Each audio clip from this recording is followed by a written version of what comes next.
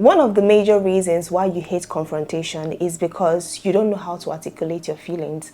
And even when you know how to articulate your feelings, you're not sure how to communicate that in a way that does not generate more offenses. I know because I hate confrontation as well. But in recent times, I found myself being more confident about expressing my feelings. Before now, when I feel hurt about something and I genuinely want to express it, I approach the person. But when I get there, what happens is the person brings up a superior argument, or in the course of our discussion, I just realize I'm not even sure what I'm saying. It doesn't look like I have my thoughts together. It doesn't feel like I'm confident enough about making my case with regards to what I'm about to say. So when the person brings a superior argument or starts to counter what I'm saying or what I'm expressing, I just freeze. I don't know what to say again. And at the end of the day, I leave that conversation feeling really dissatisfied and it feels like a futile venture. But now I've started to do one simple thing before I approach anyone to express a hurtful feeling, and that is to organize my thoughts. I know that sounds vague, but I'm going to break it down to you, and I highly recommend you watch this video to the end before you approach anyone who has hurt you. First of all, you need to understand why you need to organize your thoughts in the first instance. The primary reason is that muddled communication leads to misunderstanding. If you're unclear about what is bothering you,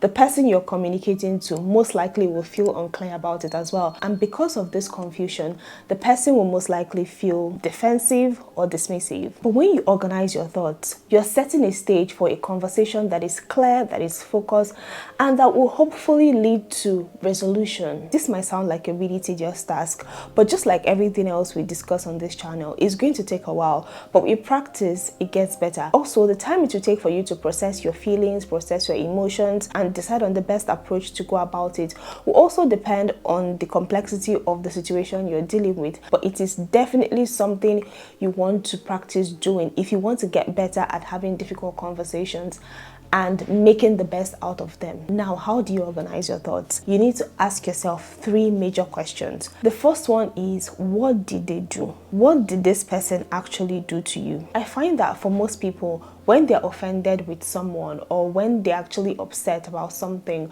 and you ask them, what is annoying you?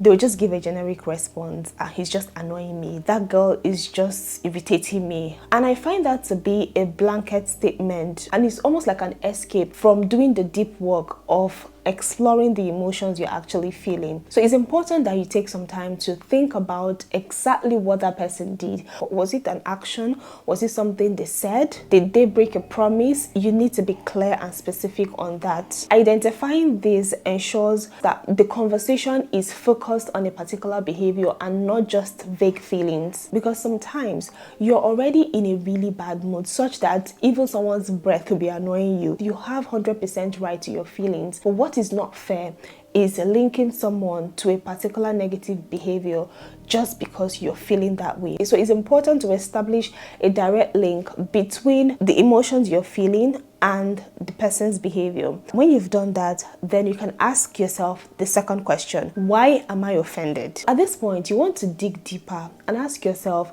why this particular action or statement or event or whatever happened, why it actually affected you the way it did. Is it because of the action in itself? Like, did the action actually hurt you? Did the words hurt you? Was it a consequence of that action that is affecting you? Is it the implied meaning of what they've said that is offending you? In this second step, what you're basically trying to do is to explore that emotion a little bit better, to understand exactly why it is making you feel the way it's making you feel. Sometimes it is not that the action itself was hurtful, but because of how it makes you feel about yourself, about the relationship, about your self-worth, about whatever circumstances in the picture. For instance, so you have an appointment with your friend and your friend shows up, say 2 hours late. Now, you're really offended and you're really upset about the whole thing. Simply the fact that she came late and kept you waiting could be the annoying factor, right?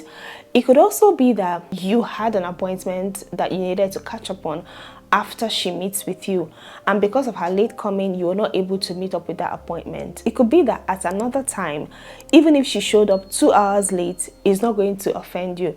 But now it is offending you because you have missed an appointment because of her late coming. So in this case, is more like the consequence of the lateness that is upsetting you. I don't know if that's making sense. Also, you can have instances where people say really harmless things, but either because you know who they are, or you've had prior experiences with them, or something negative had happened prior to that incident that makes you interpret those statements differently.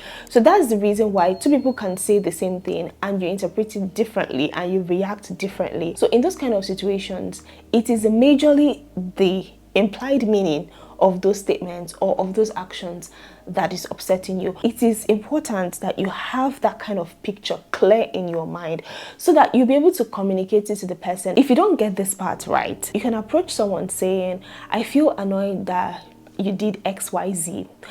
And the person just feels like you're overreacting. And in that moment, you're feeling like, why did I even bother? You actually feel stupid for approaching the person. Let's say I go to someone to say, you pushed my chair. I'm really annoyed and irritated that you pushed my chair. It's going to be like, what's wrong with this one? Are you even okay? It's going to look like your expression is out of proportion and you're not going to get the desired response. I promise you for sure. The third question you need to ask yourself is, what are my expectations? Now that I want to approach this person to let them know that they've hurt me, ask yourself genuinely, what are you expecting from that conversation? Are you expecting an apology? Or do you just want to make them aware of the fact that they've done something you don't approve of, or they've done something to hurt you or to offend you? Do you want a change in behavior moving forward, or do you want them to pay for the consequences of their actions? This is really key, because if you don't know what you want out of a conversation, you will find it difficult navigating it in the direction you actually intend for it to go.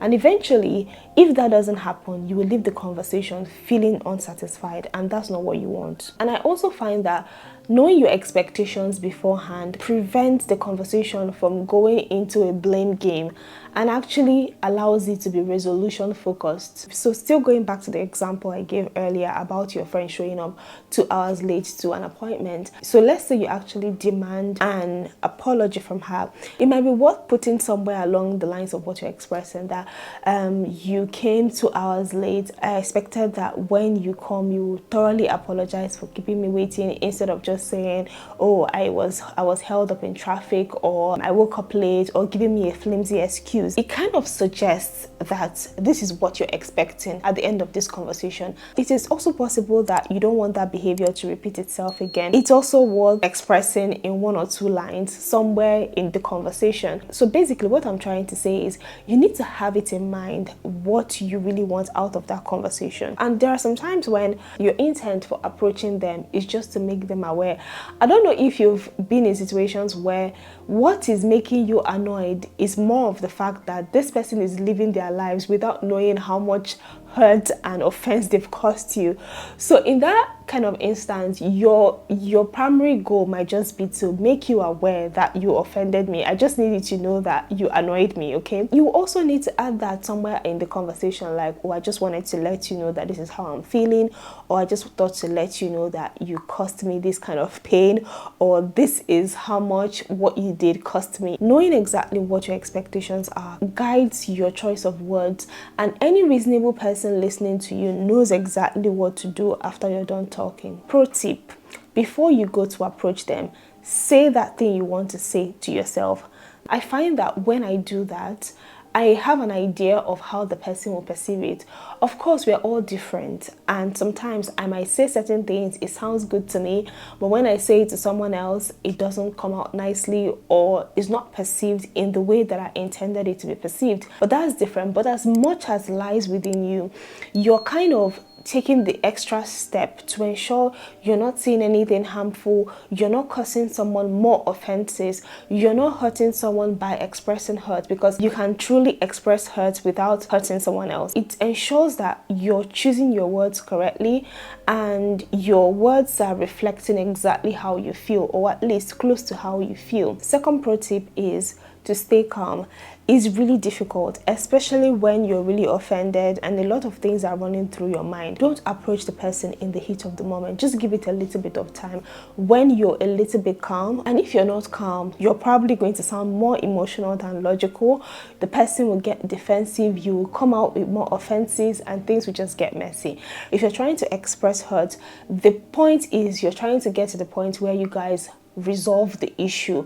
You're not going there to retaliate. I think that's important to have in your mind. So you're not going defensive, you're not going armed in the sense of I want to hurt you. You're going equipped, you're going armed with I'm trying to help you understand my thought process. It's also important that while you're having this conversation, you're open-minded to listen to the person's side of the story. Remember, this is your perspective, this is how you interpreted it. So it's important that while you're expressing your hurt, while you're expressing your grievances, you're also listening to the other person to know their own side. So it's really crucial that you're going there with an open mind, because really we are all different people and we see things differently. If your focus is completely on you being heard, then you're unlikely to have a productive conversation. Confrontation is not the easiest thing, but with little preparation and practice, you will get better at doing that. So before you approach anyone to express your hurt, take some time to organize your thoughts. If you found this video helpful in some way, then you will definitely enjoy this video where I spoke about how you can make genuine friends by engaging in difficult conversations. And that's it, guys, for this video. Let me know in the comment section if you found this video helpful, and if you're not yet subscribed, subscribe and join me on this channel. Let's grow into a better version of ourselves, one video at a time. See you in my next video. Bye.